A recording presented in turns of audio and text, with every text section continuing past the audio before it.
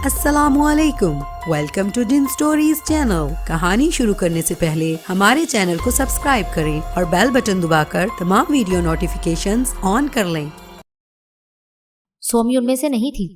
پہلی ہی ملاقات میں اس نے مجھے اپنا گردیدہ بنا لیا اور اب تو وہ مجھ سے اظہار عشق بھی کر چکی تھی۔ یہ جاننے کے باوجود بھی اس کی چاہت میں کوئی فرق نہیں پڑا کہ میں ایک آدم زادی سے محبت کرتا ہوں۔ میں نے خود سے سوال کیا، یہ بھی کیا کار خیر نہیں کہ ایک بیوہ جن زادی کو سہارا مل جائے؟ ازبیل نے مہذب الفاظ میں جو کچھ کہا وہ بھی میں سمجھ گیا تھا۔ وہ مجھے اسی صورت میں سومی کو اپنے ساتھ لے جانے کی اجازت دیتا کہ وہ میرے نکاح میں آ جاتی۔ وہ بڑے فیصلہ کن لمحے تھے، سو میں سوچ میں پڑ گیا۔ مجھے یقین تھا کہ اگر کبھی نرگس مجھے مل جاتی تو سومی کو اس پر اعتراض نہ ہوتا۔ میری اور ازبیل کی گفتگو کے دوران میں سومی اب تک کچھ نہیں بولی تھی۔ کچھ دیر چپ رہ کر میں نے ازبیل کو مخاطب کیا، تیرا مشورہ مجھے قبول ہے اور تیری بیٹی سومی بھی۔ یہ سن کر ازبیل نے سومی سے پوچھا، تو کیا کہتی ہے؟ فرط جذبات کے سبب سومی گنگ سی ہو کے رہ گئی۔ اے میری بیٹی، سنت یہی ہے، جب تک تو راضی نہ ہوگی میں تیرا نکاح علی علیش سے نہیں کروں گا۔ وہ کوئی آدم زادی نہیں تھی کہ شرما کر سر جھکا لیتی، سو اقرار کر لیا اور بولی، میں تو اسے چاہتی ہوں اور یہ بھی اس سے واقف ہے۔ تو پھر ٹھیک ہے اے علی علیش، میرے اندازے کے مطابق ابھی تجھے پوری طرح صحت مند ہونے میں 2-3 روز اور لگ جائیں گے۔ جب تو صحت یاب ہو جائے گا تو میں تیرا نکاح سومی سے کر دوں گا۔ اس کے بعد میں سومی کو تیرے ساتھ کہیں بھی جانے سے نہیں روکوں گا۔ ازبیل نے خود یہ کہہ دیا، پھر یہ میری نہیں تیری ذمہ داری ہو جائے گی۔ علی علیش کو تجھ سے ایک مشورہ بھی کرنا تھا۔ سومی نے یہ کہہ کر آنند کا ذکر چھیڑ دیا۔ ازبیل نے بھی مجھ سے پورا واقعہ سنا اور مختلف سوالات کیے اور بولا، میرے علم کے مطابق نہ تو وہ آدم زاد شیطانی قوتوں کا مالک ہے اور نہ کوئی جن زاد ہے۔ اچانک بلا کسی سبب کے اس کا بے ہوش ہو جانا اس طرف اشارہ کرتا ہے کہ اس کے جسم پر کسی بے راہ جن ذات نے قبضہ کر رکھا ہے۔ جب تو وہاں سے بھاگ رہا تھا تو تجھے دھوکہ دینے کے لیے اس نے آدم زاد کا قالب اپنا لیا۔ تو اس کے قابو میں نہ آیا تو اسے بھی مجبوراً تیری ہی طرح بن جانا پڑا۔ پہلی دفعہ جب اس نے تجھے اپنی گرفت میں لیا تو اس نے اندھیرے کی چادر اوڑھ لی ہوگی تاکہ تو اسے دیکھ نہ سکے۔ وہ مجھے کوئی بہت عیار جن ذات لگتا ہے، دھوکہ دینے والا بھی اور کبھی بھی۔ تو نے بدبو کا ذکر بھی کیا ہے، اسے پتہ چلتا ہے کہ وہ کوئی کافر جن زاد ہوگا۔ تیرے بیان سے تو یہی ظاہر ہوتا ہے اور میرا علم بھی یہی کہتا ہے، آگے خدا بہتر جانتا ہے۔ اس طرف میرا دھیان ہی نہیں گیا تھا کہ آنند کے جسم پر کوئی جن زاد بھی قابض ہو سکتا ہے۔ خود میں بہت سے آدم زادوں کے جسم میں رہ چکا تھا۔ واقعہ کچھ اس طرح پیش آیا کہ میں الجھ کر رہ گیا۔ ازبیل کا تجزیہ مجھے درست ہی معلوم ہوا۔ عصر کا وقت ہو رہا تھا، اس لیے ازبیل اٹھ کر چلا گیا۔ سومی اس کے جاتے ہی بول اٹھی، یہ تجھے اچانک ہی کیا ہو گیا اے علی علیش؟ تو نے تو کہا تھا ابھی کوئی فیصلہ کرنے کے قابل نہیں۔ کبھی کبھی زندگی کے بڑے اور اہم فیصلے اس طرح اچانک بھی ہو جاتے ہیں اے سومی۔ میں نے کہا، تو میرے ساتھ ہوگی تو بھٹکنے کا امکان ختم ہو جائے گا، اور وہ آدم زادی کہ تو جس کے عشق میں مبتلا ہے کیا اسے بھلا دے گا؟ کسی کو بھلا دینا یا اسے یاد رکھنا ہمارے اختیار میں ہی کب ہے؟ کیا تو اپنے مرحوم آدم زاد شوہر کو بھلا سکتی ہے؟ نہیں، سومی نے سچ بولا، لیکن وہ آدم زادی تو ابھی زندہ ہے۔ یقین رکھ اے علی علیش کہ تیری خاطر میں بھی اسے تلاش کروں گی۔ مجھے تجھ سے یہی امید تھی اے سومی، تو بڑے ظرف اور حوصلے والی ہے۔ میں تجھے پا کر بہت خوش ہوں۔ پھر میں نے اسے ایک مشورہ دیا جو اس نے فوراً قبول کر لیا۔ اسی دن مغرب کے بعد جب ہم نے ازبیل پر اپنا ارادہ ظاہر کیا کہ ہم علم سیکھنا چاہتے ہیں تو وہ بولا، اس کے لیے تم دونوں کو بڑی ریاضت کی ضرورت ہوگی۔ علم اتنی جلدی نہیں سیکھا جاتا، اس کے لیے ایک مدت چاہیے۔ ہاں، یہ ممکن ہے کہ اس مختصر عرصے میں تم دونوں کو میں مختلف وظائف اور عمل تعلیم کر دوں۔ میں تمہیں اس طرح ایک دوسرے کی ڈھال بنا دوں گا۔ مجھے تو یوں لگا اے علی علیش کہ سومی تیرے ہی مشورے پر علم سیکھنے کو راضی ہوئی ہے۔ ہاں، میں نے اسے یہ مشورہ دیا تھا۔ ایک عالم باپ کی بیٹی ہو کر اس کو تجھ سے اب تک بہت کچھ سیکھ لینا چاہیے تھا۔ کوشش تو کی تھی میں نے کہ اسے بھی کچھ سکھا دوں، لیکن اسے سیر سپاٹوں کا بہت شوق تھا۔ لاڈلی بھی تھی یہ میری اور اپنی ماں کی، سو ہم نے اس پر جبر نہیں کیا۔ پھر بھی جو ہو سکا اسے سکھا دیا کہ یہ آدم زادوں اور کبھی جن زادوں سے اپنی حفاظت کر سکے۔ یوں اس کا علم ادھورا ہی رہ گیا۔ اس ادھورے پن کا بڑا سبب نوجوانی ہی میں ایک آدم زاد کے ساتھ اس کی شادی تھی۔ وہ مر گیا تو یہ بجھ سی گئی، پھر یہ علم سیکھنے کی طرف راغب نہ ہوئی۔ تجھ سے مل کر تو یہ جیسے دوبارہ جی اٹھی ہے، ازبیل نے بتایا۔ اس کے بعد 3 دن جیسے پلک جھپکتے گزر گئے۔ میں اور سومی بڑے شوق اور لگن کے ساتھ مختلف وظائف یاد کرتے رہے، ازبیل سے عملیات کا درس لیتے رہے۔ میں اسی عرصے میں پوری طرح صحت یاب ہو گیا۔ یہ میری زندگی کا ایک نیا باب تھا۔ ازبیل جنات کی بستی میں جا کر اپنے بھائیوں کو منا لایا اور سومی سے میرا نکاح ہو گیا۔ وہ شب وصال ان تمام راتوں سے افضل تھی جو میں نے آدم زادیوں کے قرب میں گزاری۔ پہلی مرتبہ مجھ پر یہ عقدہ کھلا کہ آگ اور مٹی میں کتنا فرق ہے۔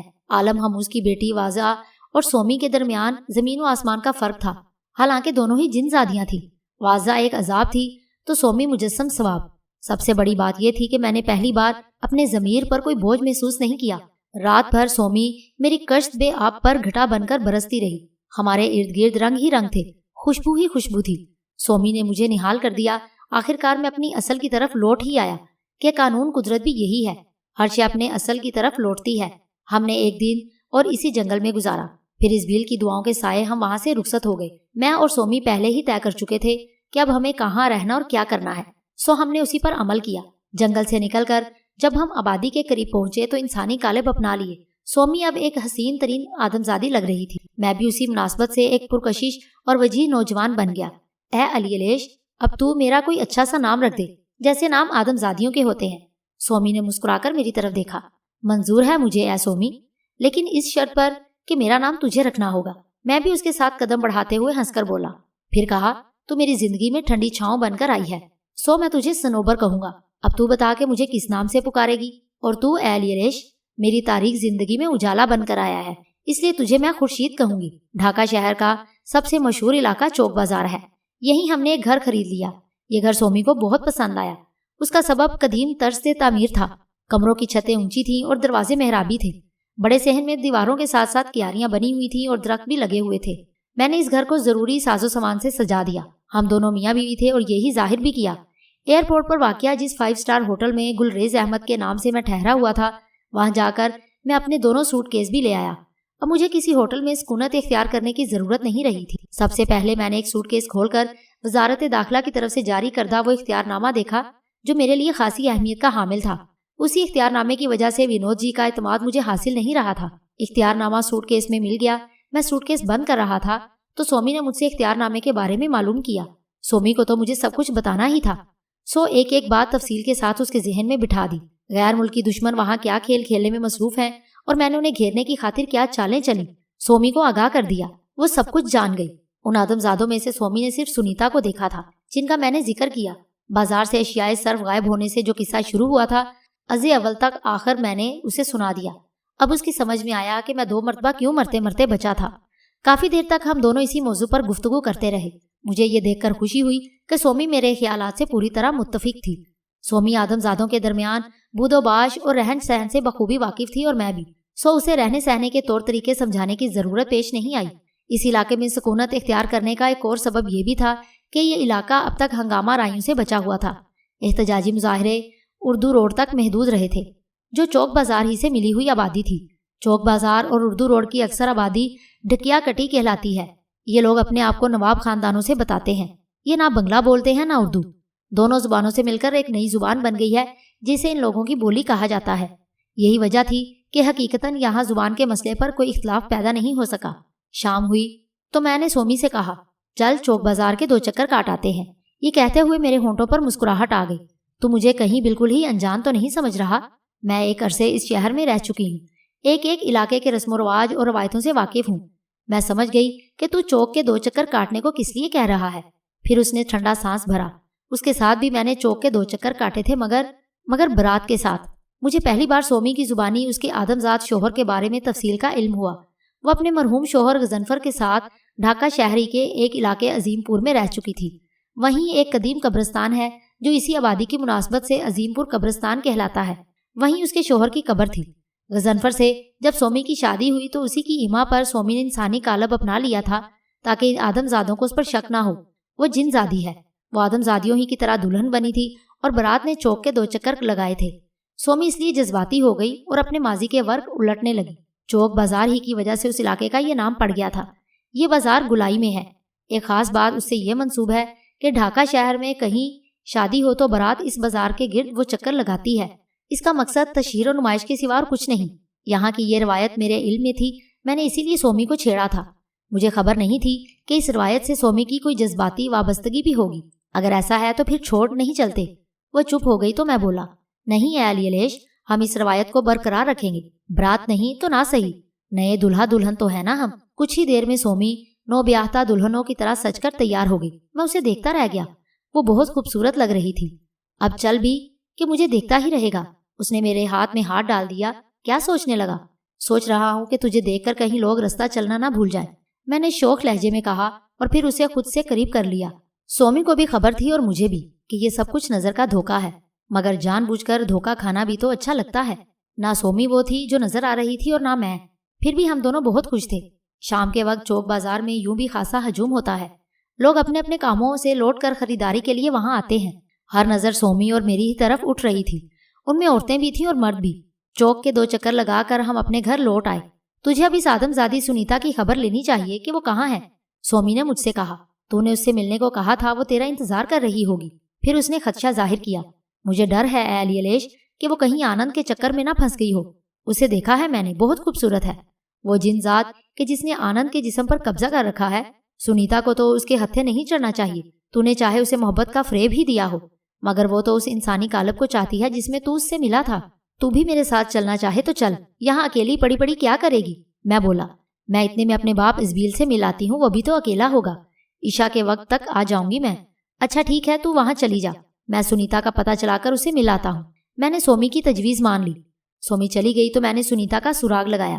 سنیتا کو میں نے بابو بازار میں دیکھا اور اس پر مجھے بڑی حیرت ہوئی، کیونکہ یہ علاقہ ڈھاکہ شہر کا بازار حسن ہے۔ توقع کے مطابق اس کا چہرہ بدلا ہوا تھا۔ تنگ موہری کا آڑا پاجامہ، گول گھیر والی گلابی قمیض جس میں ستارے ٹانکے ہوئے تھے۔ اس کی عمر 20 سال سے زیادہ نہیں لگ رہی تھی۔ اسی کے ساتھ مجھے ایک اور نوجوان طوائف بھی رقص کرتی نظر آئی۔ دونوں ہی کے قدم طبلے کی تھاپ سے ہم آہنگ تھے۔ مجھے یہ پہلی بار معلوم ہوا کہ سنیتا اتنی اچھی رقاصہ ہے۔ اسے دیکھ کر یہ سمجھنا دشوار تھا کہ اس بازار سے اس کا کوئی تعلق نہیں ہوگا۔ رقص کرتے ہوئے اس کی نظر جیسے ہی مجھ پر پڑی، وہ چونک اٹھی۔ اسے میں نے اچانک ایک طرف جھکتے ہوئے دیکھا اور پھر وہ فرش پر بیٹھ گئی۔ سازندوں نے اپنے ہاتھ روک لیے۔ نائکا لپک کر اس کے قریب پہنچی۔ تماش بین بھی آپس میں چہ مگوئیاں کرنے لگے۔ سنیتا کو میں نے نائکا سے کچھ سرگوشی کرتے دیکھا۔ ستارہ بائی کے پیر میں موچ آ گئی ہے، اس لیے وہ آج نہیں ناچ سکے گی، نائکا نے تماش بینوں سے کہا۔ ہاں نیلم ناچتی رہے گی۔ نائکا نے دوسری رقاصہ کی طرف اشارہ کیا جس کی شکل بس واجبی سی تھی۔ نائکا نے سنیتا کو سہارا دے کر اٹھایا، پھر اسے اندرونی دروازے کی طرف لے جانے لگی۔ اکثر تماش بین اٹھ کھڑے ہوئے، انہی کے ساتھ میں بھی اٹھا۔ آگے بڑھتے ہوئے سنیتا نے ایک بار پلٹ کر میری طرف دیکھا اور میں اس کی نظروں کا مطلب سمجھ گیا۔ مجھ سے خلوت میں ملنے کی خاطر ہی اس نے پیر میں موچ آ جانے کا بہانہ کیا تھا، ورنہ تو وہ محفل جانے کب ختم ہوتی۔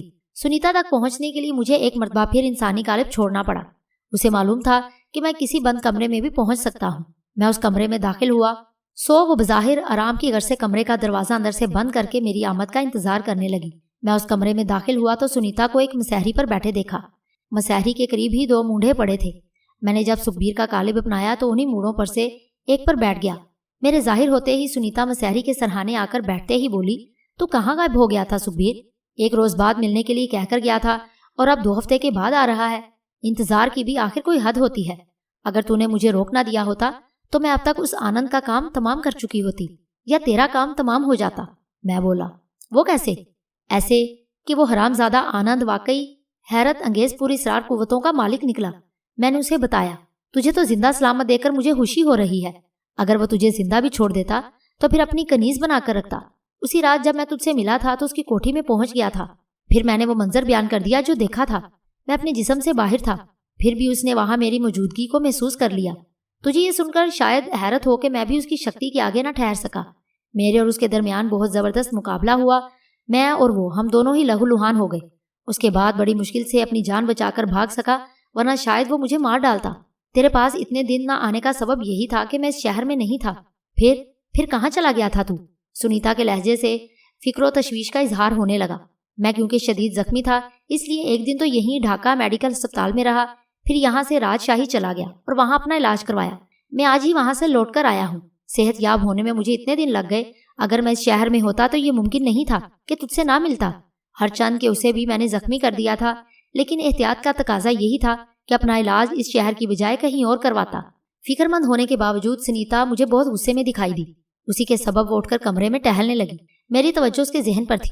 مجھے معلوم تھا کہ وہ کیا سوچ رہی ہے۔ میں اسی لیے بولا، نہیں سنیتا، تو ایسا نہیں کرے گی۔ کیوں نہیں؟ وہ پلٹ کر غصے میں بولی، وہ کتنی ہی شکتی کیوں نہ رکھتا ہو، دور سے تو اسے گولی ماری جا سکتی ہے۔ یہ کہتے ہوئے وہ میرے قریب آ گئی۔ وہ اپنے دفتر تو آتا جاتا ہوگا، اسے تو کسی بھی وقت ٹھنڈا کیا جا سکتا ہے۔ بیٹھ تو جا، میں بولا۔ سنیتا کی بات مجھے بے وزن معلوم نہ ہوئی۔ اس طرح وہ جن ذات بھی مارا جاتا جو آنند کے جسم میں تھا۔ سن سکھبیر، برا نہ مانیو، تو نے اسے ٹھکانے لگانے کے لیے غلط طریقہ اختیار کیا۔ وہ میرے سامنے دوسرے موڑے پر آ بیٹھی۔ میرا مقصد اسے ٹھکانے لگانا تھا ہی کب؟ میں تو یہ دیکھنے گیا تھا کہ اس کے پاس کوئی شکتی تو نہیں ہے۔ میں نے وضاحت کی، جو کچھ بھی ہوا بس اچانک اور انجانے میں ہوا، ورنہ تو تجھ ہی کو اسے قتل کرنا تھا، اور اب بھی میں ہی اسے قتل کروں گی۔ اس نے ایک مرتبہ کانتا کے ذریعے تجھ پر قاتلانہ حملہ کروایا، پھر تجھے شدید زخمی کر دیا۔ اس طرح اس نے اپنی موت کو خود ہی آواز دے دی ہے۔ جہاں شکتی کام نہیں آتی وہاں دماغ کام آتا ہے۔ تجھے اس کا تجربہ نہیں کہ کسی کو قتل کرنے کے لیے کس طرح پلاننگ کی جاتی ہے۔ تو نے مجھے اس کے دفتر کا جو پتہ بتایا ہے، ٹھیک اسی کے سامنے ایک بلڈنگ ابھی نئی بنی ہے۔ میں اس عرصے میں وہ پورا علاقہ دوبارہ اچھی طرح دیکھ آئی ہوں۔ وہ بلڈنگ ابھی آباد نہیں ہوئی۔ مغربی پاکستان کے ایک بہت بڑے صنعت کار نے وہ بلڈنگ بنوائی ہے۔ وہاں وہ اپنی فرم کے دفاتر کھولنے والا ہے۔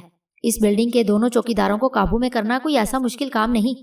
سنیتا مجھے اپنے منصوبے سے آگاہ کرنے لگی۔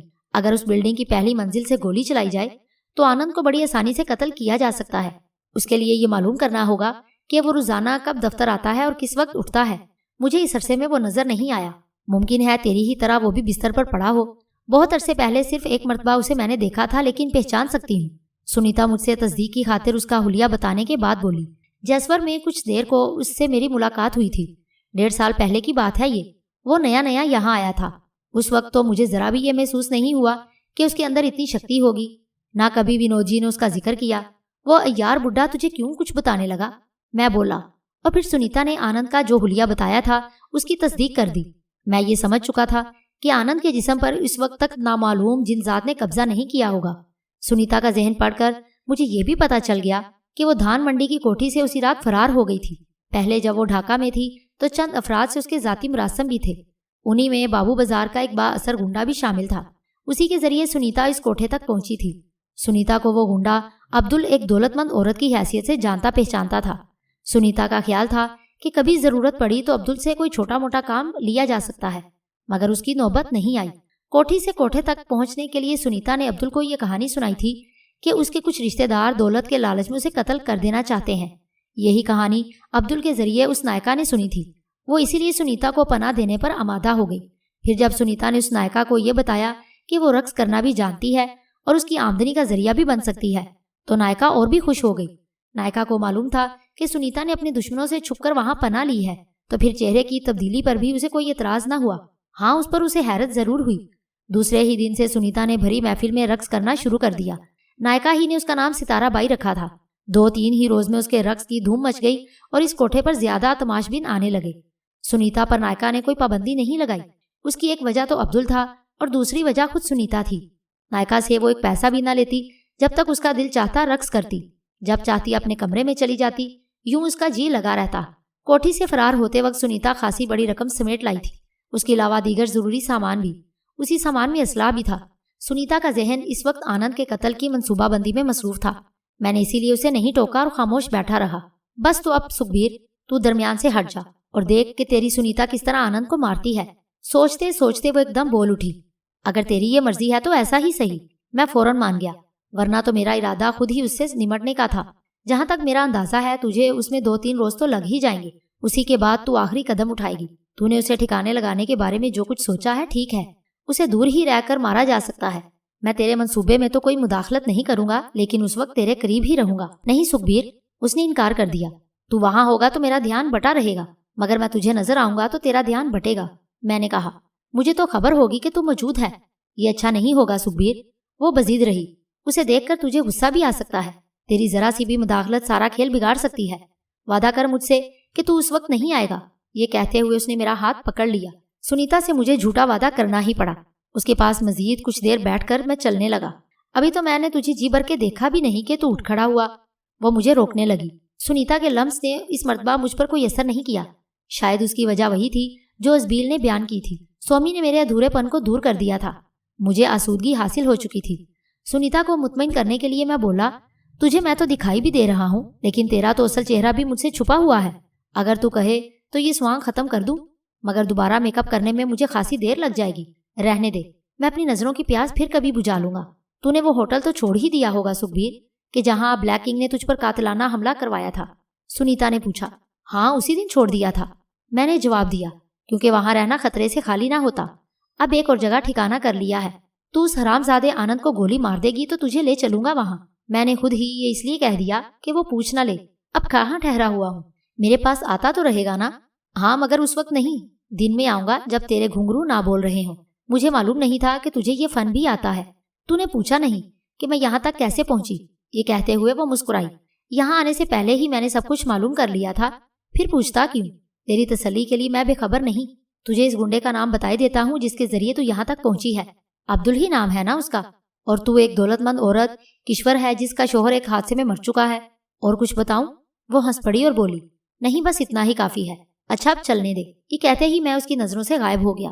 اپنے گھر چوک بازار آنے کے بعد میں سومی کا انتظار کرنے لگا، کیونکہ ابھی عشاء کا وقت نہیں ہوا تھا۔ آنند کی موت کا سامان کر دینے کے باوجود ابھی تک میرا دل مطمئن نہیں تھا۔ وہ اگر مارا جاتا تو ونود جی کی کمر ٹوٹ جاتی۔ میں نے سوچا جو کام سنیتا کرنے والی ہے اسے بہتر طور پر میں خود انجام دے سکتا ہوں۔ سنیتا کا عدم اور وجود تو برابر ہی تھا۔ وہ ونود جی سے باغی ہو ہی چکی تھی۔ کسی علم و اطلاع کے بغیر دھان منڈی والی کوٹھی سے اس کا غائب ہو جانا، اسی کے ساتھ وہاں 4 لاشوں کا پایا جانا، اس بات کا ثبوت تھا کہ ونود جی سے وہ بغاوت پر آمادہ ہے۔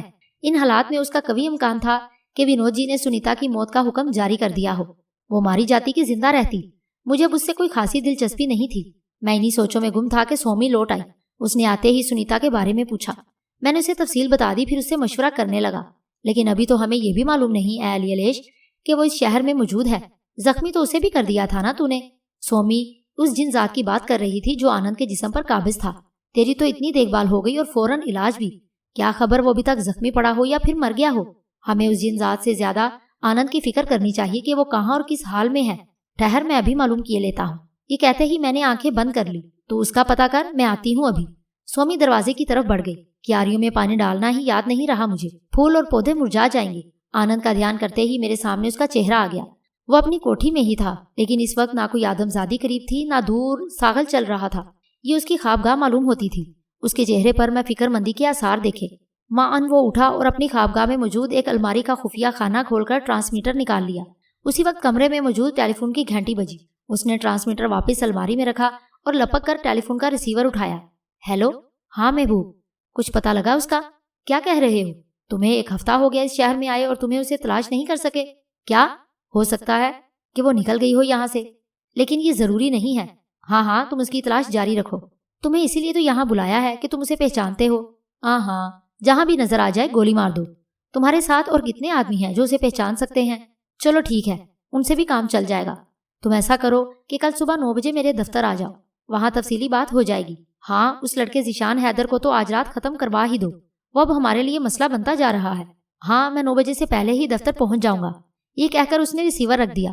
ذیشان حیدر وہی طالب علم رہنما تھا جس سے میں خود محمد پور جا کر ملا تھا۔ اس وقت آنند کا دھیان کرنا میرے لیے بہت سود مند ثابت ہوا۔ مجھے کئی اہم باتیں معلوم ہو گئی تھی۔ کانتا کی گرفتاری کے بعد اب محبوب کو یہاں بلا لیا گیا تھا۔ اس کے علاوہ یہ کہ سنیتا کے بارے میں میرا اندازہ درست ہی نکلا۔ ونود جی اس کی طرف سے کسی طرح بھی غافل نہیں تھا۔ آنند کو اسی نے سنیتا کی موت کا حکم دیا ہوگا۔ اس کا علم بھی مجھے کچھ ہی دیر میں ہو گیا کہ سنیتا کے اچانک غائب ہو جانے سے ونود جی کتنا بخلایا ہوا ہے۔ ٹرانسمیٹر پر آنند نے جب یہ بتایا کہ سنیتا کو ابھی تک تلاش نہیں کیا جا سکا، تو دوسری جانب سے مجھے ونود جی کی جانی پہچانی آواز سنائی دی، اسے ہر قیمت پر ڈھونڈو، اسے زندہ نہیں رہنا چاہیے، وہ ہمارے دشمنوں کی اعلی کار بن چکی ہے۔ سکھبیر بھی غائب ہو گیا ہے، وہ یقیناً یہاں کی انٹیلیجنس کا آدمی تھا۔ اتنا چالاک نکلا وہ کہ مجھے بھی دھوکہ دے گیا۔ سنیتا اسی کی پروٹیکشن میں ہو سکتی ہے، مگر مشکل تو یہ ہے کہ اس کمینے کو میرے اور سنیتا کے سوا ہمارے کسی بھی آدمی نے نہیں دیکھا۔ تمہارا کیا خیال ہے؟ وہ یہاں سے مغربی پاکستان تو نہیں چلی گئی؟ اوور، لگتا تو یہی ہے۔ اگر وہ یہاں ہوتی تو اب تک محبوب اور اس کے آدمی سے تلاش کر چکے ہوتے۔ اوور، آنند نے جواب دیا۔ یہ بھی تو ممکن ہے اس نے اپنے چہرے پر میک اپ کر لیا ہو۔ اوور، وہ گھاگ کسی بھی امکان کو نظر انداز نہیں کر رہا تھا۔ اگر اس نے یہی کیا ہے تو پھر اسے ڈھونڈنا بہت مشکل ہے۔ اوور، آنند بولا۔ میں تمہیں 2 دن کی مہلت دیتا ہوں بلیک کنگ، ورنہ پھر مجھے خود ہی ڈھاکہ جانا پڑے گا۔ Over, over and all. ان الفاظ کے ساتھ ہی میں نے گھبرا کر آنکھیں کھول دی، کیونکہ سومی کی تیز چیخ میری سماعت میں کسی تیز دھار خنجر کی طرح اتر گئی تھی۔ اگر سومی سے میری گہری جذباتی وابستگی نہ ہوتی تو میں اتنی جلدی نہ گھبراتا۔ اس میں ان حالات کا بھی دخل تھا جن سے میں گزر رہا تھا۔ کسی بھی لمحے کوئی خلاف توقع واقعہ پیش آ جانا قرین قیاس تھا۔ کمرے سے نکل کر میں صحن میں آیا تو سومی پر نظر پڑی۔ وہ اپنا ایک پیر پکڑے بیٹھی تھی۔ اسی وقت میں نے ایک سانپ کو کیاریوں میں رینگتے دیکھا۔ میں نے لپک کر اسے دم کی طرف سے پکڑا اور مخصوص انداز میں جھٹکا دیا۔ مردہ ہو کر وہ میرے ہاتھ میں جھول گیا تو میں نے اسے ایک طرف پھینکا اور سومی پر توجہ دی۔ سانپ کے ڈستے ہی غیر ارادی طور پر سومی کے منہ سے چیخ نکل گئی تھی۔ سانپ کیونکہ زیادہ زہریلا نہیں تھا اس لیے فوری طور پر تدارک ہو گیا۔ میں نے سومی کو سہارا دے کر اٹھایا اور بولا، تو نے تو میرے اوسان ہی خطا کر دیے تھے، میں دراصل کچھ اور ہی سمجھ بیٹھی تھی، سومی نے بتایا۔ وہ اب میرے ساتھ ساتھ کمرے کی طرف بڑھ رہی تھی۔ تجھے تو خبر ہے کہ ہم جن ذات کسی بھی کالب میں ظاہر ہو سکتے ہیں۔ کیاریوں میں پانی دیتے ہوئے مجھے اس جن ذات کا خیال آیا کہ جس نے آنند کے جسم پر قبضہ کر رکھا تھا۔ عین اسی لمحے سانپ نے مجھے ڈس لیا اور پھر وہ مجھے نظر بھی آ گیا۔ اسی غلط فہمی کی بنا پر میں چیخ اٹھی، ورنہ تو بڑی بہادر ہے تو، میں بول اٹھا۔ بس رہنے دے، ایک جن ذات ہو کر سانپ سے ڈر گئی؟ سانپ سے نہیں، میں اس جن ذات سے ڈری تھی جو تیری دشمنی پر آمادہ ہو سکتا ہے۔ تو نے بھی اسے زخمی کر دیا تھا، تیرے حواس پر تو بس وہی جن ذات مسلط ہو کے رہ گیا ہے۔ اس سے اگر میری دشمنی ہے تو وہ پہلے مجھ پر وار کرتا۔ میں نے اسے سمجھایا۔ ہم دونوں کمرے میں آ کر بیٹھ گئے تو سومی بولی، اب جو ہو گیا اس پر خاک ڈال اور یہ بتا، اس آدم ذات آنند کے بارے میں کچھ معلوم ہوا؟ میں نے جو دیکھا اور سنا تھا سومی کو بتا دیا، پھر کہا، آنند کو اس وقت میں نے بدلا بدلا سا محسوس کیا۔ وہ بہت فکر مند دکھائی دے رہا تھا۔ کسی جن ذات کے لیے ایک آدم ذات کا پتہ لگانا کون سا مشکل کام ہے؟ پھر اس کی پریشانی کا سبب کیا ہو سکتا ہے؟ اس کی ایک ہی وجہ ممکن ہے کہ وہ جن ذات ہر وقت آنند کے جسم میں نہ رہتا ہو۔ سومی نے ایک نئی راہ سجائی۔ ہاں اے سومی، ایسا ہو سکتا ہے۔ اس جن ذات کا مقصد اگر محض آدم زادیوں کا قرب حاصل کرنا ہے تو اس کے لیے اسے ہر وقت آنند کے جسم میں رہنے کی ضرورت نہیں۔ اگر یہ نہیں تو پھر دوسری صورت ایک یہ ہے کہ ابھی اس جن ذات کے زخم نہ بھرے ہوں۔ میری دعا تو یہ ہے اے الیلیش کہ وہ کافر مر ہی گیا ہو، ایسے بدبخت جلد نہیں مرتے۔ یہ کہتے ہوئے مجھے ذیشان حیدر کا خیال آ گیا۔ اس کے سر پر بھی موت منڈلا رہی تھی۔ آج رات اسے قتل کر دیا جاتا۔ آنند نے محبوب کو اس کے قتل کا حکم دے دیا تھا۔ یہ وہی محب وطن طالب علم رہنما تھا جس سے میری ملاقات ہو چکی تھی۔ میں نے سومی سے اس کا ذکر کیا۔ ہاں اے الیلیش، باقی باتیں پھر بھی ہو جائیں گی، پہلے ہمیں اس بے گناہ آدم ذات کو بچانے کا بندوبست کرنا چاہیے، سومی نے کہا۔ تو پھر اٹھ چلتے ہیں، میں تجھے یہاں اکیلا چھوڑنا نہیں چاہتا۔ جب تک کافر جن ذات کے بارے میں کچھ معلوم نہیں ہو جاتا ہم دونوں کو محتاط اور چوکنا رہنا پڑے گا۔ سومی انسانی قالب سے نکل کر میرے ساتھ چلنے پر راضی ہو گئی۔ محمد پور پہنچ کر میں سومی سے بولا، تو اسی گھر کے آس پاس رہ تاکہ کسی قسم کا خطرہ ہو تو مجھے آگاہ کر دے۔ میں انسانی قالب ہی میں ذیشان حیدر سے ملوں گا۔ میری ہدایت پر سومی اس گھر کے باہر ہی رہ گئی اور میں نے وہی انسانی قالب اپنا لیا جس میں پہلے ذیشان حیدر سے ملا تھا۔